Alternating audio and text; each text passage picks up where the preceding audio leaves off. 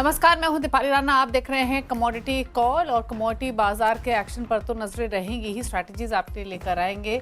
आप पे कुछ ट्रेडिंग कॉल, आपके जो पोजीशंस है उस पर भी हमारे एक्सपर्ट्स की राय लेंगे, लेकिन साथ ही बात करेंगे शुगर की। हालांकि अगर हम शुगर प्राइसेस की बात करें इंटरनेशनल मार्केट्स में खासतौर से, तो अप्रैल के दौरान प्राइसेस काफ़ी वॉलेटाइल रहे हैं और अभी भी अगर आप करंट सिनेरियो देखेंगे तो प्राइसेस तेज़ी की तरफ ही हैं। क्या आउटलुक यहाँ से बन रहा है प्राइसेस को लेकर, इस पर बातचीत करेंगे। हमारे साथ आइस्ता के एडवाइजर जी.के. सूद हैं, वंदना भारती हमारे साथ बनी हुई है एसएमसी से, और उनसे स्ट्रैटेजीज को भी समझेंगे। लेकिन मेरे प्राइसेस पर कर लेते हैं बातचीत। सूद साहब नमस्कार, स्वागत है आपका। बताइए, क्या पहले तो ये समझना चाहेंगे कि क्या स्थिति इंटरनेशनल मार्केट में प्राइसेस की बनी हुई है। वेरियस फैक्टर्स की वजह से हमने पूरे अप्रैल के दौरान प्राइसेस काफ़ी वॉलेटाइल देखे इंटरनेशनल मार्केट्स में, जिसमें ब्राज़ील का भी रोल रहा। ब्राज़ील में आउटपुट डिक्लाइन होने की वजह से तेज़ी रही। फ्लक्चुएशंस हमने मार्केट में आते हुए देखी। फिलहाल किस तरीके की स्थिति बनी हुई है और क्या आउटलुक यहाँ से प्राइसेस पर?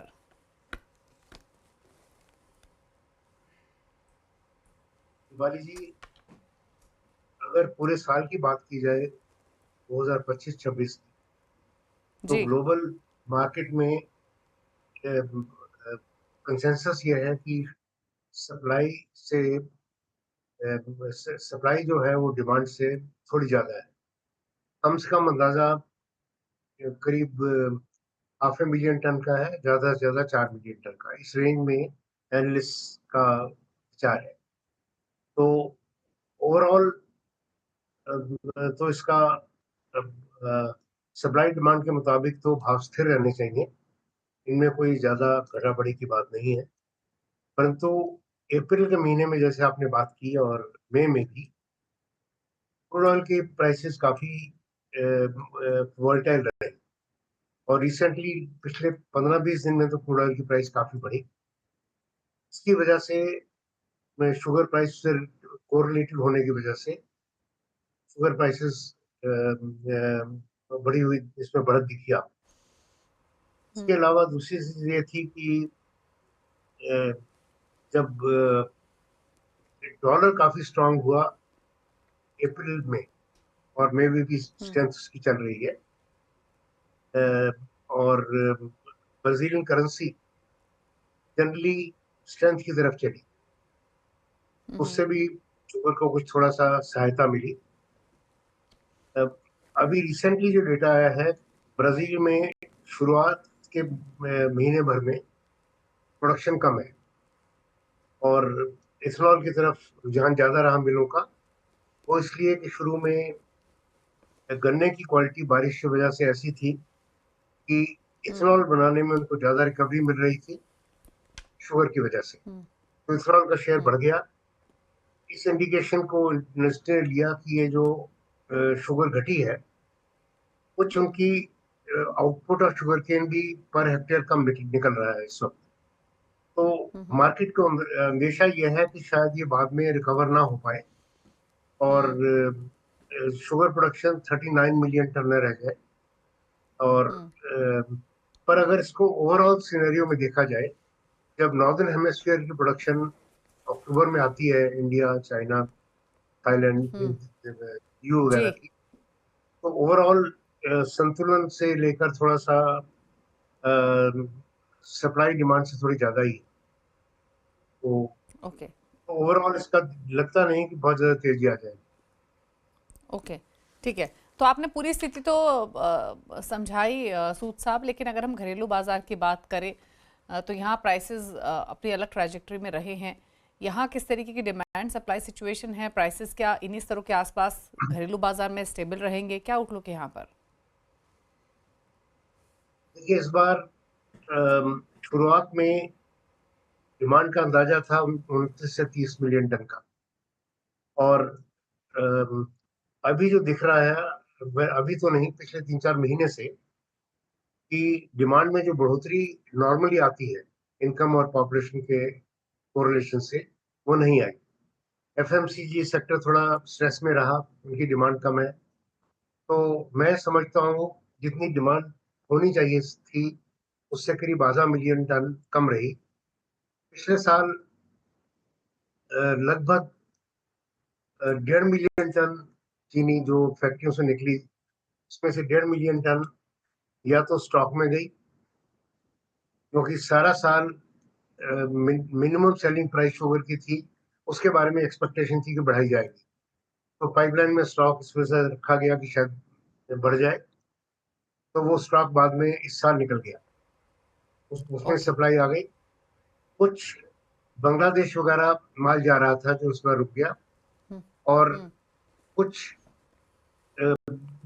जो एक्सपोर्ट परमिट इशू हुए शुगर के लिए करीब 6-7 लाख टन के, वो सब डोमेस्टिक सप्लाई में से गया, क्योंकि अलग एक्सपोर्ट कोटा नहीं था, पर कुछ गवर्नमेंट टू गवर्नमेंट के हिसाब से एक्सपोर्ट परमिट थे, तो ये सब मिलाकर करीब 1.5 मिलियन टन चीनी जो डोमेस्टिक डिमांड मानी जा रही थी वो नहीं थी।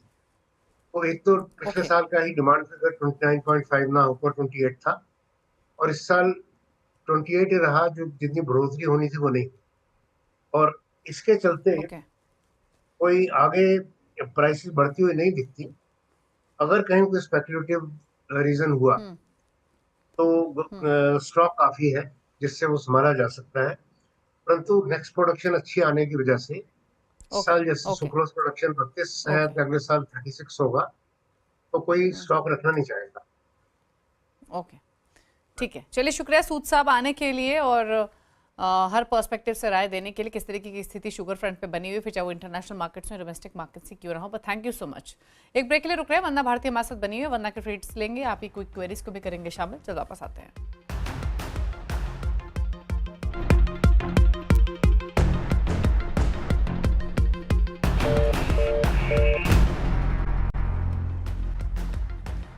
आप दे रहे हैं कमोडिटी कॉल और एसएमसी ग्लोबल से वंदना भारती हमारे साथ बनी हुई, लेते हैं हम ट्रेड्स। वंदना नमस्कार, बताइए पहले तो आपकी ट्रेडिंग कॉल्स। जी दीपाली, कुछ अच्छे ट्रेड्स यहाँ पे बेस मेटल में निकल के आए हैं, पॉजिटिव सेंटिमेंट्स हुआ है टैरिफ टॉक से। तो यहाँ पे जिंक में बाइंग की सजेशन रहेगी, ये पोजिशनल कॉल है, 256 के करीब बाइंग रिकमेंडेशन रहेगी, टारगेट है 265 का, स्टॉप लॉस लगाना होगा 256 का। दूसरी कॉल यहाँ पे कॉपर में है, 862 के करीब बाइंग रिकमेंडेशन है, यहाँ पे टारगेट है 867 का, स्टॉप लॉस होगा 860 का। एक कॉल मुझे निकल के आ रही है ग्वार काउंटर में, ग्वार सीड को बाय करना चाहिए 5150 के करीब, 5225 का टारगेट होगा, स्टॉप लॉस लगाना होगा 5135 का। ओके, तो ये रही ट्रेडिंग स्ट्रैटेजीज वन्ना की तरफ से। वन्ना, अच्छा, बेस मेटल्स पर आपकी राय क्या है? स्पेशली जो आउट परफॉर्मेंस एल्यूमिनियम जिंक दिखा रहे हैं, सस्टेन करेगी क्या? नई ट्रेडिंग पोजीशंस के हिसाब से कहाँ कंफर्ट है?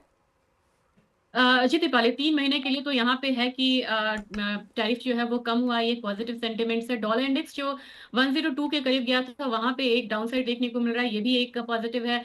तीसरा, यहाँ पे सीपीआई डेटा थोड़ा सा यहाँ पे और कम होके आया है, और मेरे ख्याल से चाइना का जो जीडीपी ग्रोथ है वो 4.1% से बढ़ा के 4.8% किया गया है। तो मुझे लग रहा है कि ये काउंटर पॉजिटिव सेंटिमेंट्स के साथ थोड़ा सा ट्रेड हो रहा है।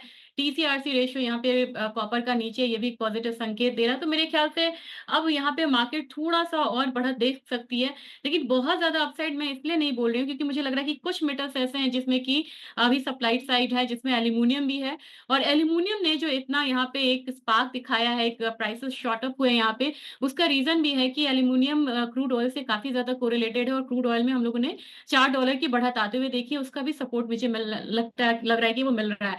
तो मेरे ख्याल से अभी ओवरऑल देखा जाए तो कॉपर में अभी भी पोटेंशियल है कि वो 875 तक टच कर सकता है इस रैली में।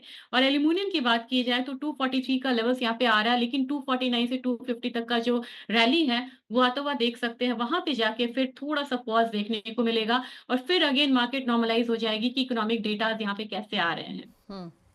ओके, चलिए, तो कुछ ट्रेड्स की बात हुई, अब लेते हैं यहाँ पे क्विक क्वेरीज। दुर्गेश कुमार ने एक सवाल भेजा है सूरत गुजरात से। इनका सवाल है सोने पर 93,000 के भाव पर इन्होंने एक लॉट लिया हुआ है, जानना चाहते हैं कब निकले इस पोजीशन से, बने रहें, क्या आउटलुक है प्राइसेस को लेकर।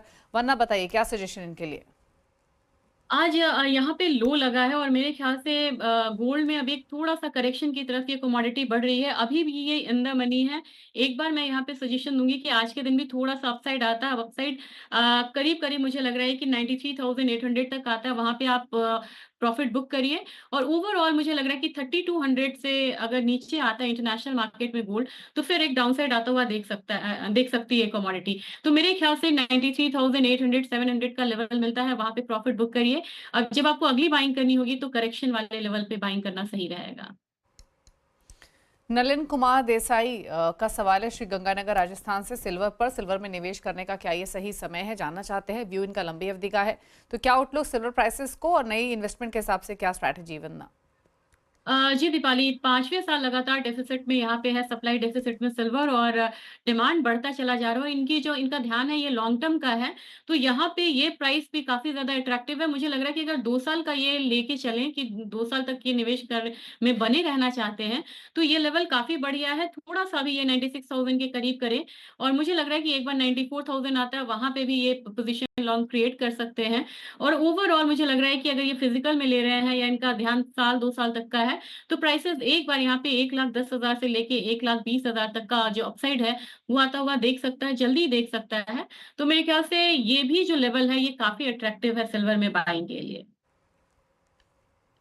ओके, नवीन कुमार का सवाल मुंबई से, इनका सवाल है क्रूड पर 5,000 के भाव पर एक लॉट इन्होंने खरीदा है, निकल जाएं, मुनाफा ले लें या अभी भी होल्ड रखें? मेरे ख्याल से यहाँ पे टेक्निकली भी एक डबल टॉप बनता हुआ दिख रहा है 54.25 से करीब का, और ट्रम्प की यहाँ पे सऊदी अरेबिया में अभी मीट है, तो मेरे ख्याल से थोड़ा भी अगर सप्लाई साइड और एनहेंस हुआ, प्राइसेस नीचे की तरफ आएगा, आप यहाँ पे प्रॉफिट बुक कर सकते हैं। और नीचे की तरफ जब भी क्रूड आए 5150 5100, वो एक फिर से एक अच्छा बाइंग जोन रहेगा। चित्रा कुमारी का सवाल है वडोदरा गुजरात से, टर्मरिक पर 13,700 के भाव पर 3 लॉट इन्होंने टर्मरिक के लिए हुए हैं, प्राइसेस क्या यहाँ से और बढ़ेंगे, क्या आउटलुक है वरना बताएं? आज के दिन टर्मरिक 14,500 के करीब एक प्रॉफिट बुकिंग दिखा रहा है। अगर ये होल्डिंग कैपेसिटी है इनकी, तो मैं यहाँ पे कहूंगी कि थोड़ा सा ट्रेल कर स्टॉप लॉस को ले जाएं, 14,100 के करीब स्टॉप लॉस ले ले, और ये होल्ड कर सकते हैं 14,900 के लिए। और एक से ज्यादा अगर इनकी पोजीशन है, एक में आप प्रॉफिट बुक करिए और एक पोजीशन को होल्ड करिए। आपका सेकंड टारगेट होना चाहिए 14,900 के करीब का। एक करेक्शन आ सकता है, लेकिन फिर से बाइंग ही यहाँ पे टर्मरिक में आनी चाहिए। पंकज सिंह का सवाल जयपुर राजस्थान से, क्या कॉटन में निवेश करने का ये सही समय है, क्या आउटलुक है यहाँ से प्राइसेस पर? 54,200 पर फिलहाल ट्रेड कर रहे हैं, क्या सलाह वरना?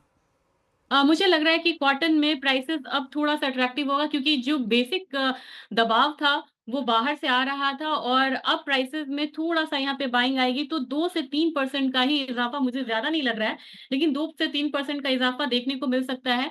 अपसाइड जो है वो कहीं ना कहीं यहाँ पे 55,200 से 56,000 के करीब कैप्ड हो सकता है। और बाइंग जोन में इनसे एक सलाह रहेगी कि फिलहाल ये करेक्शन मोड में है, जब तक यहाँ पे बाइंग जोन 54,700 से ऊपर ना आए, टेक्निकल कंफर्मेशन ना दे, तब तक बाइंग ना करे। फर्स्ट टारगेट इनका होगा 55,200, दूसरा जो टारगेट होगा वो 56,000 का होगा। अनिकेत का सवाल है मुंबई से, कॉटन सी डॉल केक पर 2870 की बाइंग है, एक लॉट लिया हुआ है, क्या करें इस पोजीशन में? ये काफी स्ट्रॉन्ग कमोडिटी साबित हुई है, और मेरे ख्याल से 3,000 के लेवल से या 3,010 के लेवल से एक प्रॉफिट बुकिंग इसमें आ सकती है। एक से ज्यादा पोजीशन है, एक आप अभी प्रॉफिट बुकिंग करिए, और फिर दूसरे पोजीशंस के लिए आप एक बारी 3,000 का लेवल भी टारगेट करके चल सकते हैं। एक स्टॉप लॉस आपको बनाना होगा, ट्रेलिंग स्टॉप लॉस रखना होगा 2960 के करीब का। ठीक है, 2960 का स्टॉप लॉस रखें। एक आउट परफॉर्मेंस दिखाई है कॉटन सी डॉल केक में, स्ट्रेंथ अभी भी होल्ड होते हुए 1% ऊपर भाव आज के बाजार में भी कारोबार होते हुए दिखाई दे रही हैं। चलिए, ये रही strategies. Thank you Vandana show में आने के लिए और सभी ट्रेड्स रेकमेंड करने के साथ साथ क्वेरीज को भी आंसर करने के लिए। इसी के साथ कमोडिटी कॉल में तो इतना ही। ब्रेक के उस पर आप देखिए आवाज समाचार। नमस्कार।